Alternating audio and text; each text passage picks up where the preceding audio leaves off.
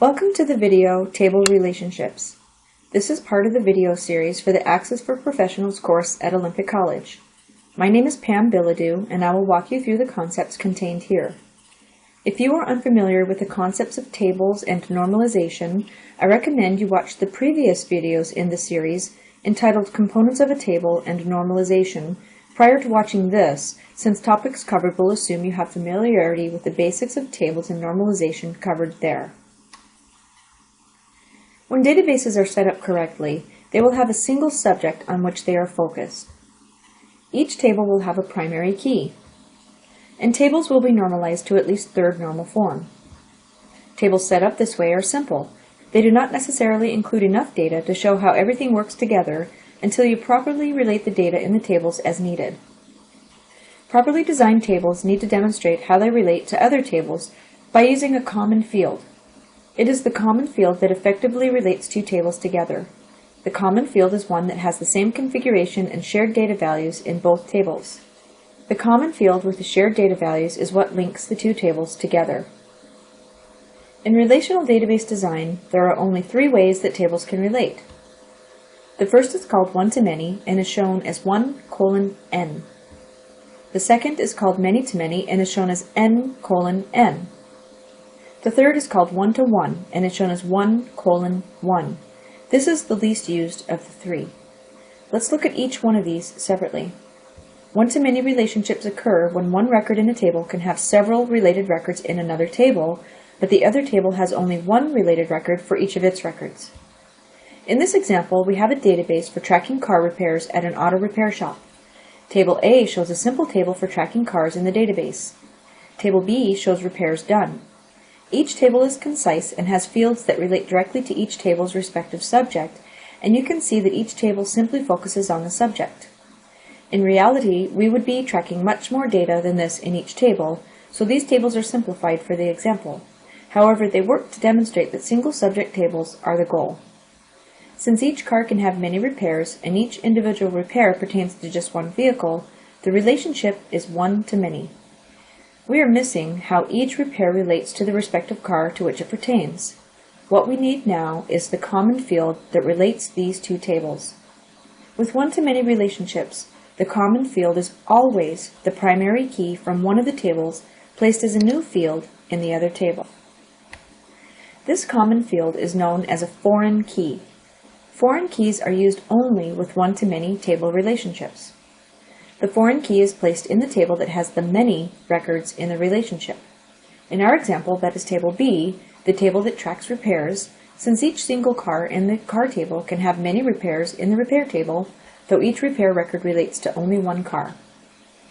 So we will add a new foreign key to the repair table, table B, which will be the same as the primary key from the car table, table A. We will then populate the correct data so that each repair record displays and correctly tracks which car had the repair.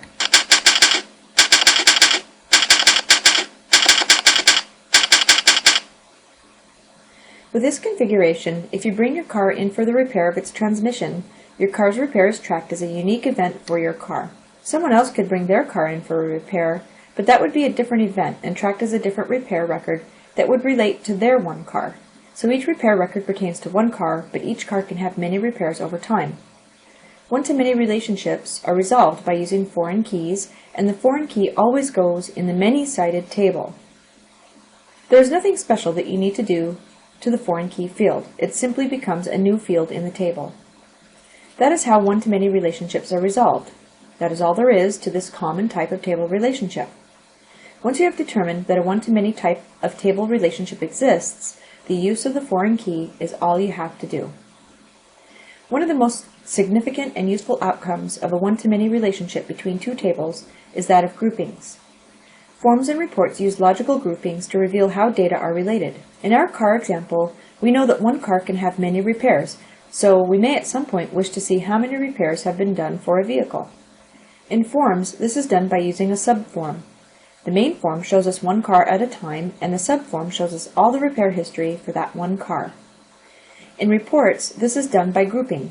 The report will be grouped by car, and all repair history will show up as line items under each individual car line in the report. Since the car data comes from the car table and the repair data comes from the repair table, it is seamless for Access to separate and sort the data this way. When you start working on forms and reports using subforms and groupings, keep in mind that one-to-many relationships are at work. Let's look now at the second type of table relationship, many-to-many. Many-to-many relationships occur when one record in a table can have several related records in another table, and each table in the other table can have several related records in the first table. In this example, we are tracking a collection of movies. Table A shows simply the movie ID as the primary key and unique identifier, as well as the movie's titles. Table B shows a list of possible movie formats that can exist. Table B has a format ID and a format description. It is possible that each movie in Table A can exist in more than one format for this particular collection that is being tracked. Conversely, each of the formats in Table B can have many different movie titles that exist in the inventory. Therefore, we have a many-to-many relationship between these two tables.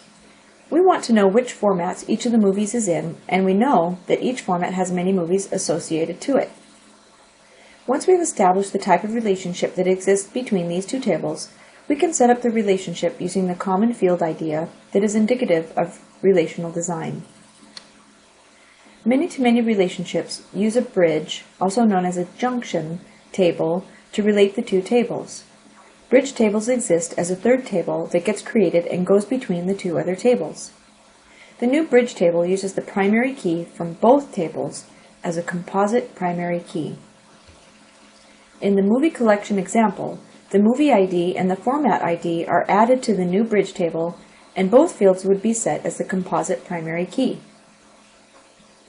Each record in the new table is populated with a movie ID value and the associated format ID value that pertains to the movie in the collection. That way, if one movie exists in more than one format in the collection, it can be tracked as a separate record in the bridge table. In the example, the movie PTR01 exists in two different formats in the collection, so two records exist for that one movie, each showing a different format. Each instance of a movie ID value in the bridge table leads back to only one record in the movie table, and in that same vein, each format ID value in the bridge table leads back to only one record in the format table. Each movie ID in its respective format will have only one record for it ever in the table.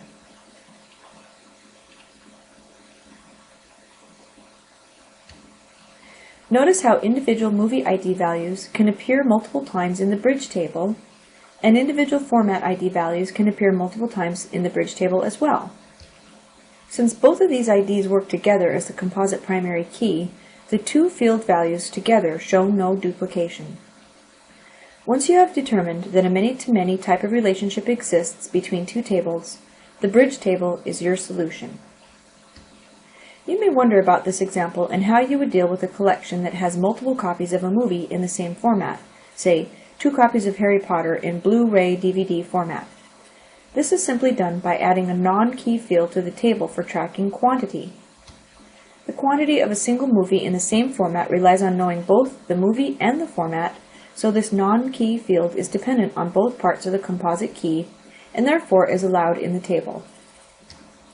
One more look at the many-to-many type of table relationship shows us how Microsoft Access diagrams this. The left box shows us the movie table, its associated fields, and the key symbol next to the movie ID primary key. The right box shows us the format table, its associated fields, and the key symbol next to the format ID primary key. The junction table or bridge table between the two main tables shows the primary key on both fields, plus the 1 to infinity symbol leading from the main tables to the bridge table. Hence, one movie in the movie table can match many movies in the bridge table, and one movie in the format table can match many movies in the format table. This is a successfully configured many-to-many relationship using a bridge or junction table. Let's now look at the third type of table relationship, one-to-one. One-to-one relationships occur when each record in one table matches only one record in the other table, and vice versa. This is done when the designer wishes to isolate some data so that it does not exist in the same table with the main table. An example of this might be a table that tracks people's names, addresses, and phone numbers. Let's say the Social Security number is information privy only to the Human Resources, HR, department and needs to be secured so only users within the HR department can see it. Each person has only one Social Security number, so logically this field could go in the People table. But for security reasons, it is placed in its own table. In order for the two tables to link properly, they both need to use the same unique identifier, primary key. Once the two tables are set up with the same primary key, records can be added. To show the relationship between the two tables, the primary key values are used in both tables. There is only one value the same in both tables, so there is a one-to-one match in both records. One-to-one relationships use the same field for the primary key in both tables. If you find yourself designing a database where two tables share the same primary key, you are creating a one-to-one relationship. There is little reason to do this unless you are faced with a situation as described above. In most cases, all the data can just go into one table as long as there is a one-to-one match. Otherwise, there is very little to justify creating two tables. There is much that we covered in this video for table relationships, so let's summarize what we went over. We know that common fields relate two tables together such that shared data values occur in both tables. We know that there are three types of table relationships as follows. One-to-many, which uses foreign keys to establish the relationship. Many-to-many, which use junction or bridge tables, since these terms are interchangeable, to establish the relationship. And lastly, one-to-one, which use the same primary key in both tables to establish the relationship. The one-to-many relationships allow for seeing logical groupings in your data by using subforms and report groupings. Table relationships are the culmination of properly formed tables that have accurate data. Table relationships are the cornerstone of the relational design model. Thank you for watching this video.